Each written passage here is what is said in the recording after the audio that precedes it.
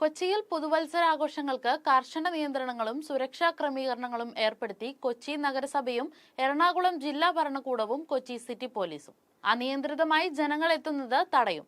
Parade ഗ്രൗണ്ടിൽ ഒഴികെ മറ്റൊരിടത്തും പപ്പാഞ്ഞിയെ കത്തിക്കാൻ അനുവദിക്കില്ലെന്നും പോലീസ് അറിയിച്ചു. അപകടകരമായ കാർണിവൽ ഒഴിവാക്കുക എന്ന ലക്ഷ്യത്തോടെയാണ് ഇത്തവണ നിയന്ത്രണങ്ങൾ കടുപ്പിക്കുന്നത്. കഴിഞ്ഞ വർഷത്തെ തിരക്കിനെ കണക്കിലെടുത്ത് ഈ വർഷം ഗതാഗത നിയന്ത്രണങ്ങൾ കടുപ്പിക്കും.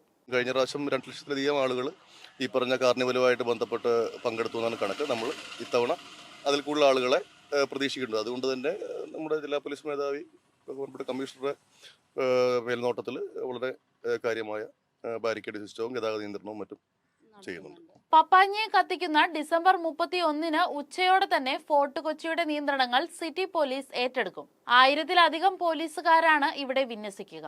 10 ACPമാരും 25 CIമാരും മഫ്തിയിലുള്ള വനിതാ പോലീസുകാരും ഉൾപ്പെടെയുള്ള ഒരു വലിയ സംഘം തന്നെയാണ് നിയന്ത്രണം ഏറ്റെടുത്തിരിക്കുന്നത്. വിവിധ വകുപ്പുകളുമായി കൂടിയാലോചിച്ച് ദിവസങ്ങൾ നീണ്ട ചർച്ചകൾക്കും തീരുമാനങ്ങൾക്കും ഒടുവിലാണ് ജില്ലാ ഭരണകൂടം നിയന്ത്രണ രേഖകൾ തയ്യാറാക്കിയിരിക്കുന്നത്. ഇതിന്റെ ഭാഗമായിട്ട് മിനി ബസ് സ്റ്റാൻഡ്, മിനി ആശുപത്രി അടക്കമുള്ള സംവിധാനങ്ങൾ ഏർപ്പെടുത്തുന്നുണ്ട്. കാർണിവലുമായിട്ട് ബന്ധപ്പെട്ട് നമ്മൾ കഴിഞ്ഞ തവണത്തേക്കാൾ കൂടുതൽ മെച്ചപ്പെട്ട സംവിധാനങ്ങളാണ് ഒരുക്കിയിരിക്കുന്നത്.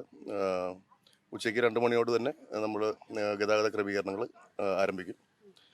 കൂടാതെ ഇവിടെ പരേഡ് ഗ്രൗണ്ടിലും വെള്ളി ഗ്രൗണ്ടിലും ഈ ഫോർട്ട് കൊച്ചി ഏരിയയിലും ആളുകളുടെ നിറയുന്നതനുസരിച്ച് പൂർണ്ണമായും സ്വകാര്യ വാഹനങ്ങൾ ഇങ്ങോട്ട് കടത്തിവിടുന്നത് തടയുകയും പബ്ലിക് കൺവെയൻസ് സിസ്റ്റം അറേഞ്ച് ചെയ്യുകയും ചെയ്യും. ആംബുലൻസിന് ഫോർട്ട് കൊച്ചിയിൽ നിന്നും നഗരങ്ങളിലേക്ക് പോകാനായി പ്രത്യേക എമർജൻസി എക്സിറ്റുകളും ഉൾപ്പെടുത്തിയിട്ടുണ്ട്. ഇതിലേക്ക് ആളുകൾക്കും വാഹനങ്ങൾക്കും പ്രവേശനമില്ല. മദ്യപിച്ച് വാഹനം ഓടിച്ചെത്തുന്നവർക്ക് ഫോർട്ട് കൊച്ചിയിലേക്ക് പ്രവേശനം ഉണ്ടാകില്ല. 31 വൈകിട്ട് 7 മണി വരെ മാത്രമേ ഫോർട്ട് കൊച്ചിയിലേക്ക് ജങ്കാർ സർവീസുകൾ ഉണ്ടാവുകയുള്ളൂ. പിന്നീട് രാത്രി 12 മണിക്ക് വൈപ്പിനിലേക്ക് തിരിക്കുന്ന ജങ്കാറിൽ വാഹനങ്ങൾക്ക് മാത്രമേ പ്രവേശനം ഉണ്ടാവുകയുള്ളൂ. 12 മണിക്ക് ശേഷം നഗരത്തിലേക്ക് KSRTC സ്വകാര്യ ബസ് സർവീസുകളും ഉണ്ടായിരിക്കും. സ്വകാര്യ വാഹനങ്ങൾക്ക് വേണ്ടി വെസ്റ്റ് കൊച്ചിയിൽ 26 പാർക്കിംഗ് ഗ്രൗണ്ടുകളും സജ്ജമാക്കിയിട്ടുണ്ട്. പപ്പാഞ്ഞിയെ കത്തിക്കുന്ന പരേഡ് ഗ്രൗണ്ടിലേക്ക് ആളുകളെ കയറ്റാനും ഇറക്കാനും പലതരത്തിലുള്ള എക്സിറ്റ് എൻട്രി പോയിന്റുകളും സജ്ജമാണ്. നിയന്ത്രിത അളവിലുള്ള ആളുകൾക്ക് മാത്രമേ ഗ്രൗണ്ടിലേക്ക് പ്രവേശനം ഉണ്ടാവുകയുള്ളൂ. ഇങ്ങോട്ട് വരുന്നതിന് പർട്ടിക്കുലർ സമയമില്ല. പക്ഷേ